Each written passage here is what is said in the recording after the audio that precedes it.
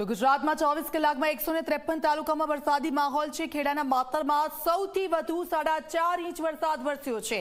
પંચમહાલના કાલોલમાં 4 ઇંચ વરસાદ થયો છે। તો સુરેન્દ્રનગરના ચુડામાં 3.5 ઇંચ વરસાદ વરસી ગયો છે।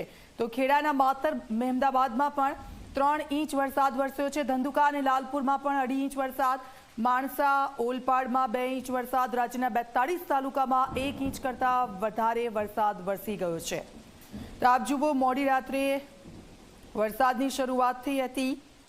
દક્ષિણ ગુજરાતમાં તો વરસાદ હતો, સૌરાષ્ટ્રના લોકો પણ વરસાદનો લાભ તો લઈ જ રહ્યા હતા, પરંતુ મધ્ય ગુજરાતમાં વરસાદ ક્યારે અને અમદાવાદમાં ક્યારે, તો મોડી રાત્રે ધમાકેદાર આગમન વરસાદનું થયું હતું અને જે રીતે વરસાદ વરસી રહ્યો હતો, મોડી રાત્રે અલગ અલગ વિસ્તારોમાં વરસાદ વરસ્યો અને ઠંડક લોકોએ અનુભવી છે, કારણ કે ઘણા લાંબા સમયથી ઉકળાટ હતો।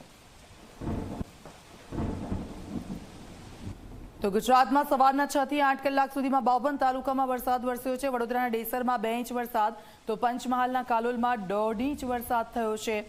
સાવલી અને જાંબુઘોડામાં 1 ઇંચ વરસાદ વરસ્યો છે। વિસાવદર અને બડિયામાં 1.5 ઇંચ વરસાદ વરસી ગયો છે।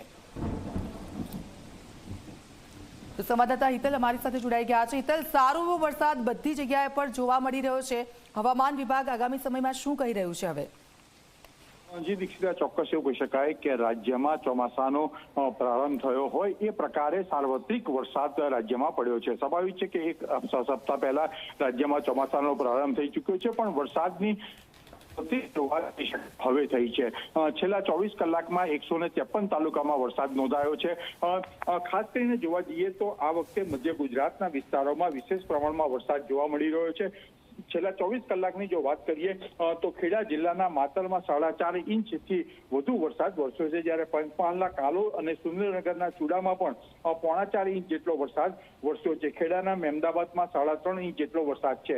આજે સવારે જો વાત કરીએ 6 થી 2 કલાક દરમિયાન જે 6 થી 8ના આંકડા આવ્યા છે, એમાં પણ 52 તાલુકામાં વરસાદ છે અને મધ્ય ગુજરાતના જે જિલ્લાઓ છે એમાં વિશેષ પ્રમાણમાં વરસાદ જોવા મળી રહ્યો છે। હવામાન વિભાગની આગાહી છે કે આગામી 4-5 દિવસ આ જ પ્રકારે રાજ્યમાં વરસાદ પડી શકે છે। જી બિલકુલ, આભાર હિતલ, આપની પાસેથી અપડેટ્સ લેતા રહીશું।